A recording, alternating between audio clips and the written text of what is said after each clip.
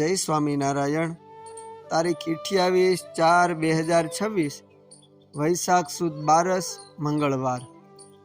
ધોલેરા દરબાર પૂંજાભાઈના ફઈ ફુલીબા કે જેઓ ચુડા તાલુકાના ગામ કરબણમાં સાસરે હતા, તેઓ શ્રીહરિને વિશે અનન્ય નિષ્ઠાવાન હતા। એકવાર કરમણમાં મહારાજે પધારીને સમયો કર્યો। તે સમયે સંત સર્વે આવ્યા ને દેશ દેશના ઘણા હરિભક્ત આવ્યા। તે માણસની ઘણી ભીડ થઈ।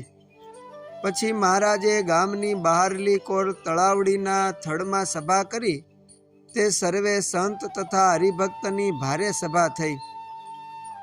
પછી મુક્તાનંદ સ્વામીએ મહારાજને કહ્યું કે હે મહારાજ, સમય તો બહુ ભારે થયો ને દેશ દેશના હરિભક્ત પણ ઘણા આવ્યા, પણ પાણીની બહુ તાણ પડી।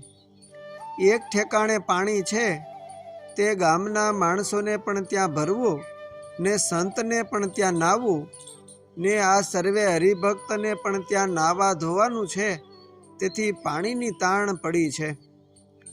ત્યારે તે ટાણે આકાશમાં એક ચોફાળ જેવડી વાદળી હતી। તે સામું જોઈને મહારાજ બોલ્યા કે સ્વામી, આ વાદળીમાં બહુ પાણી છે। ત્યારે મુક્તાનંદ સ્વામી બોલ્યા, જે હે મહારાજ, એ આકાશનું પાણી આપણે અહીં શું કામમાં આવે? ત્યારે મહારાજ બોલ્યા, જે સ્વામી, એમ કેમ કહો છો?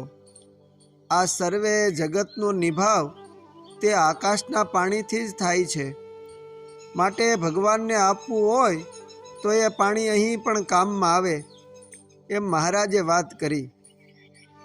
ત્યાં તો એ વાદળી એવી ફેલાણી, તેમાં ગાજવીજ થઈ ને પાણી વરસવા માંડી। ત્યારે સર્વે માણસે ભાગવા માંડ્યું। ત્યારે મહારાજ બોલ્યા, જે કોઈ નાસી જાશો નહીં ને અમે પણ અહીંથી જાશું નહીં ને ઇન્દ્ર આજ સૌ સભાની પૂજા કરવા આવ્યો છે, એમ કહ્યું ને પોતે પણ ત્યાં ઊભા રહ્યા। જળ વૃષ્ટિ પણ ઘણી થઈ ને કરા પડ્યા ને તે કરા મહારાજ જીમાં ને મહારાજ ઉપર 4 હરિભક્તો એક ચોફાળ ઝાલીને ઊભા રહ્યા ને થોડીક વારે મેઘ વરસીને પછી રહી ગયો ને એ તલાવડી ભરાઈ ગઈ।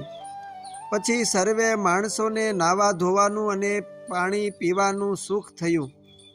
એવી રીતે કરમણમાં એ દિવ્ય લીલા કરીને સર્વે ગામજનનો પાણીની ખેંચનો વરસાદ વરસાવી અતિ કૃપા કરી। અસ્તુ જય સ્વામિનારાયણ।